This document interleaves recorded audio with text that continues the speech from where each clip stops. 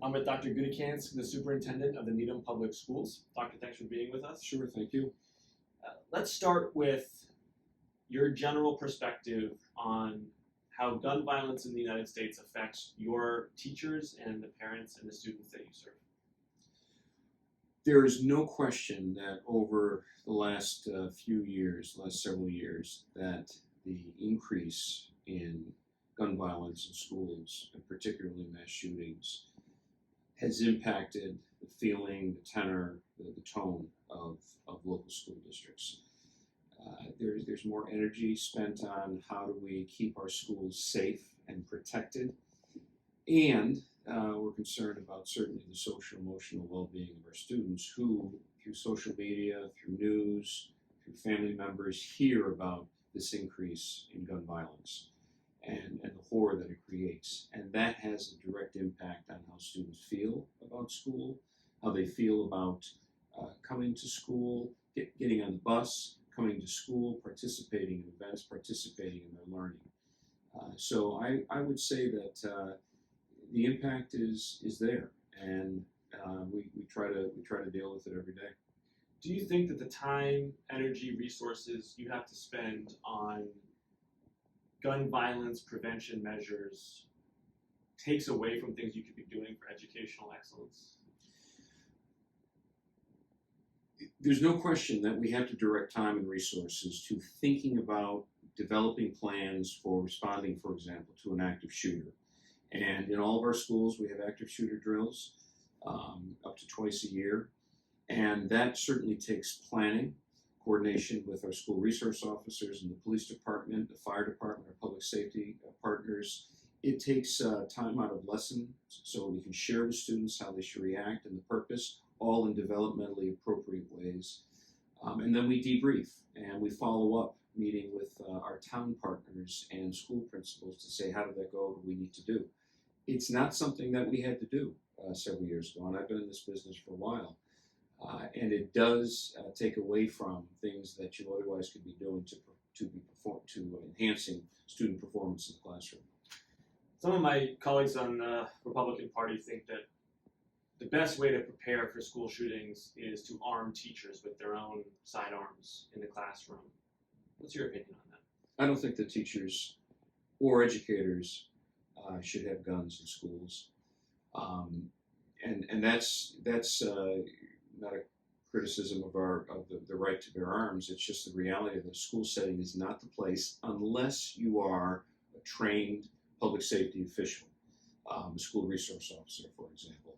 I heard of an incident in Texas where a elementary age student wandered into the bathroom and found a gun.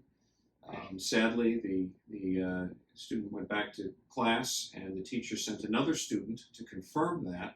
And when the second student came back, yes, there is a gun in the bathroom. It turns out the gun belonged to the superintendent who was using the restroom. The school setting is not the place for that, and I'm hoping that we don't go there. The National Rifle Association, over the last decade in particular, has spent more time, money, and marketing resources directed at young men in particular, selling them a vision of tactical gear, assault weapons, and general combat readiness in a civilian setting. What would you say to the National Rifle Association about the effects of their marketing on the development for young people, particularly for young men? Yeah, I'll have to confess I don't know what the NRA is up to in regards to that.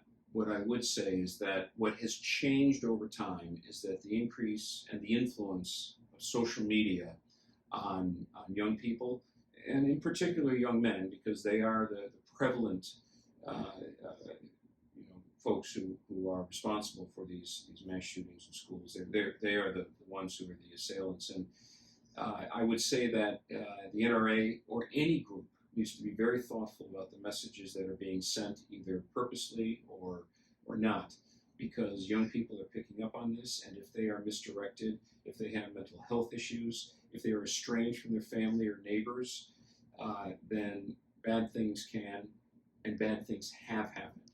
So I think adults and those in positions of responsibility, including the NRA and including members of Congress, have to advocate for keeping our schools safe and working with young people in positive, proactive ways about how we can have safe communities and not barricade ourselves into our homes out of a sense of fear.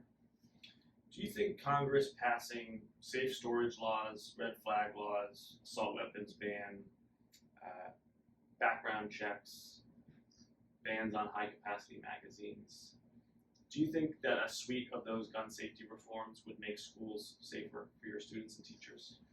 You know, I think those reforms, in general, are common sense reforms. And it's not just for schools, I think it's for our society. Again, there is a right to bear arms in the Constitution, but just like driving a car, there are rules of the road. There are ways that we think about safety. And whether it's in school or at the mall, whether it's in college, whether it's out on the street, I think those common sense reforms make sense in our society. As far as schools are concerned, that's my wheelhouse. That's where I am, and so I want to do whatever we can to make sure that our schools remain safe.